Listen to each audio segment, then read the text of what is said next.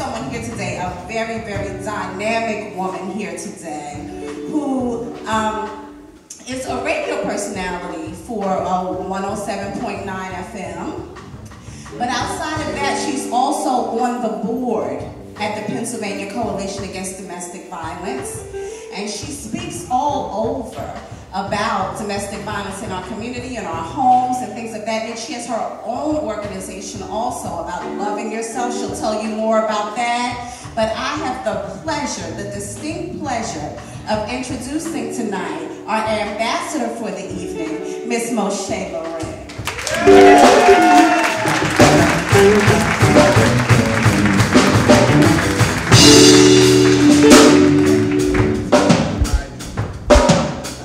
Wow, what's up, y'all? How y'all doing? How y'all feel? There's already an energy and a vibe going on in here already. I feel it, and I picked up on some of it. Y'all give it up for all of the great performers. I love poetry.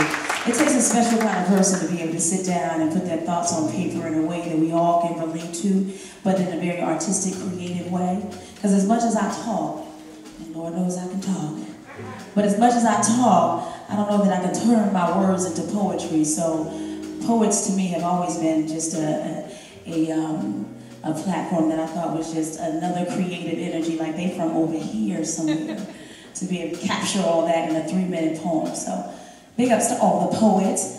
I'd like to say thank you. You can clap for that. You can clap for that.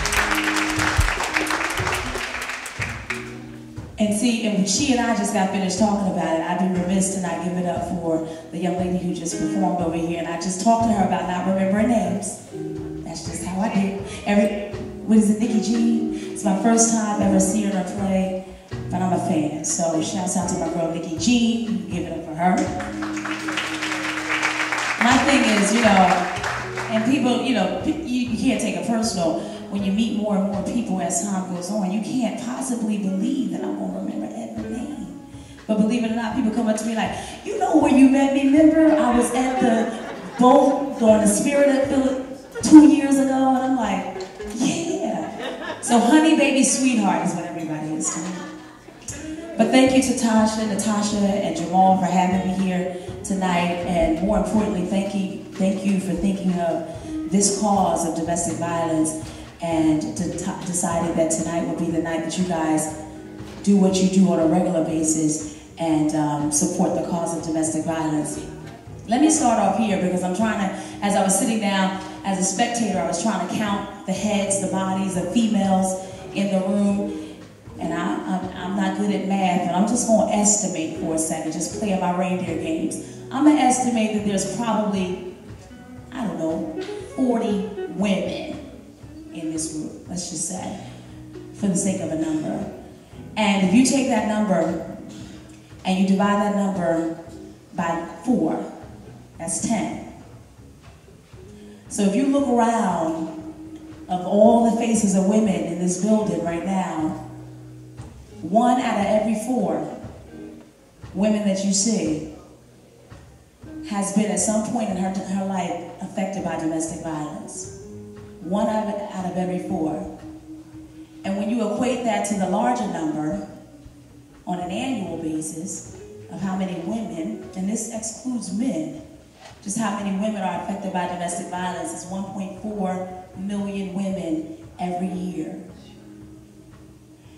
And when you think about all the many causes that we have to have compassion for, like October being Breast Cancer Awareness Month as well, breast cancer affects 2.4 million women a year. So domestic violence is 1 million women behind, but what a startling number to know how many women are being abused, whose souls, whose spirits have been robbed behind domestic violence.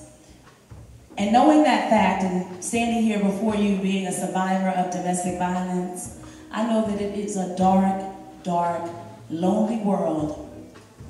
And so when I made the decision 2 years ago to come out to tell my story, now do the math, I've been in radio for 13 years. Just 2 years ago, I decided to use this microphone that I've been blessed with every day to tell my story, to start helping people. And it's something that I've hidden from people for 11 years. For about more like 14 years before I got into radio. But I'm saying that to say this is a social pandemic that moves in silence because nobody talks about domestic violence. And what you perceive as the candidate or the person who is most likely to be a victim of domestic violence isn't what you think it is. It's people like Moshay, who when I walk in a room now, head held high, confident as I want to be, but this is not the person I've always been. And there's so many women and little girls who are, let me start with the little girls. There's so many little girls who are growing up, and for many reasons you become a victim of domestic violence. Some girls it's because you don't love yourself, you forgot to love yourself first, forgot to fall in love with who you were. So you went outside seeking love from somebody else, and they gave you their definition of love, which might not have really been healthy for you. Some people become victims of domestic violence because it's all they know. You become conditioned because of the environment you grew up in. And so no matter how you get here, the bottom line is 1.4 million women are here today. And so if we don't start talking about it and telling people that this is happening and telling them that it doesn't matter what community you live in, it doesn't matter how much money you make, it doesn't matter, where you worship, it doesn't matter. It doesn't matter. The face of domestic violence has no particular face. It crosses barriers, social economic barriers, religious barriers, gender barriers. It crosses so many lines. And it's not just the abuser and the abused that are affected by domestic violence. It is an entire community.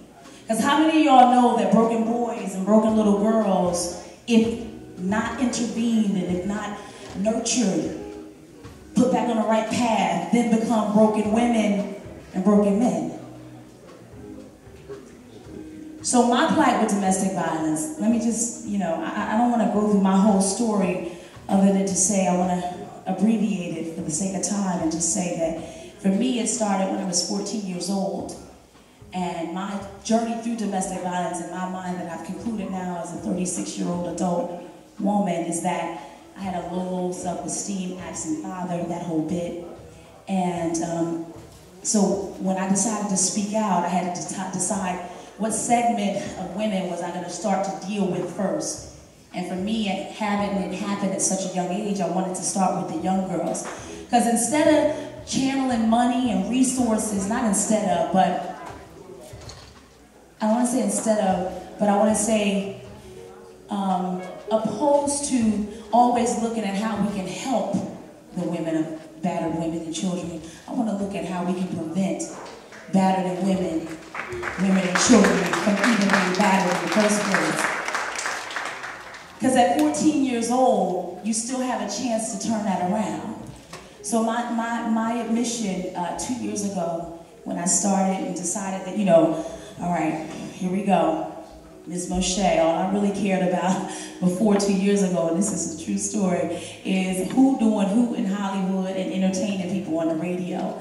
But I felt so incomplete and so empty because I knew that this gift of microphone had to be used for something more than just what's going on in Hollywood and, the new records and, what's new out in terms of music. I had to figure out what my purpose was because I was really unfulfilled. And what I determined is that I needed to tell my story. But I didn't tell my story in the hopes of now being a board member for the Pennsylvania Coalition Against Domestic Violence. I told my story just because I just wanted to see if there was anybody else out there like me. And what I found is that, oh my God, not only is there so many more people out there like me, but that I was needed. I was ordained to do what I did in the time that I did it and to help and save so many people.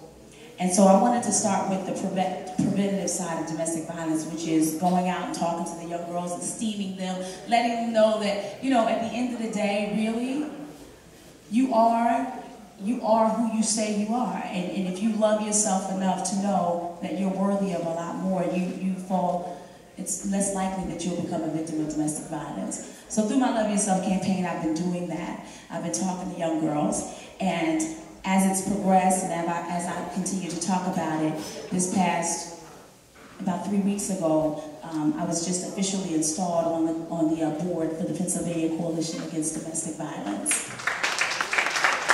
And I'm going to tell y'all why y'all need to clap for that, because what I do here in Philly that only Philly, Jersey, and Delaware get to hear, now I have a bigger voice in the state of Philadelphia, in the state of Pennsylvania, to continue to go out and spread my message and give a bigger voice to battered women and children. And trust me when I tell you, I will be doing exactly that. We can't leave these young girls hanging, y'all, for real. We can't leave these young girls hanging. We gotta esteem them, we gotta empower them, we gotta show them that in order to do better, you gotta believe better about yourself. This is where it starts, on the inside and then out. So that's my message, and that's what I'm gonna do, because every day I'm reaffirmed through a letter or of somebody saying, Moshay, thank you, because you saved my life. Did anybody listen to the letter I read on the air last week? Anybody? So I'm gonna abbreviate real quick. Y'all know I can talk, so I'm gonna abbreviate real quick. This lady wrote me a letter as a survivor, and she said, Moshay, I just want to thank you for being the voice of domestic violence.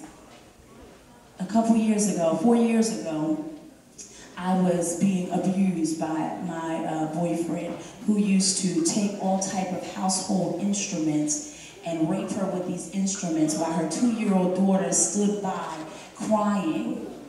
Rape her with these instruments, with these tools while her 2-year-old daughter stood by crying. And he would beat her so bad. He beat her so bad one night that it was about 4 a.m. in the morning. And her neighbor, they call him Mr. Joe, was washing his car. Chances of somebody washing their car at 4 o'clock. 4 a.m. in the morning, heard her and her baby screaming, bust in the house without reservation, claimed her as his goddaughter, and gave her boyfriend 3 minutes to disappear. The following day, this man relocated her to a safe house, to a safe place, and never left a name, a phone number, no strings attached, and to this day, she's not heard from this man. But that was her story of survival and saved by an angel. Mr. Joe, as luck would have it, happens to be a guardian angel for so many people, as we found out at the radio station. But all that to say that when you are fulfilling your life's purpose, which I feel like I am now, you'll be, if you ever doubt that you're doing the right thing and you're on the right path, trust in God and know that He's going to reaffirm what your purpose is. He's going to have somebody call you that day just to say thank you. And you're going to know that you're doing the right thing. So I want to say to you guys that I so appreciate you guys coming out. I so appreciate you giving me your listening ear right now. And I encourage you, this is what I encourage you to do. If anybody's been inspired, moved by anything that I've said, or now knowing the statistics and the pandemic that we're going through in domestic violence, you will do one or two things. Helping means donating of your time or your dime. If you've not done either of the two, then you know that scripture in the Bible where it says faith without deeds is dead. That's where you are. And that's what you got to live with. But I encourage you, log on to pledgetoloveyourself.com. You'll see exactly how you can give of your time to help these women and empower these young girls. We need mentors. We need females to volunteer to give your time to a motherless little girl who needs your help. So we ask you to go to our website, check out what we're doing, see how you can be involved. And if you don't have the time, give $1. Give up your nail trip, pedicure, manicure that week, and give us some money so that we can help in funding the resources needed to help these battered women and children. Again, I'd like to extend my appreciation and gratitude to Soul Sounds, Jamal Mack, Natasha Mack, and everybody in attendance tonight. Whatever you gave at that door, trust and know and believe that you can go home with the assurance of knowing that you have saved a life tonight. So I thank you so much for your time and your listening ear.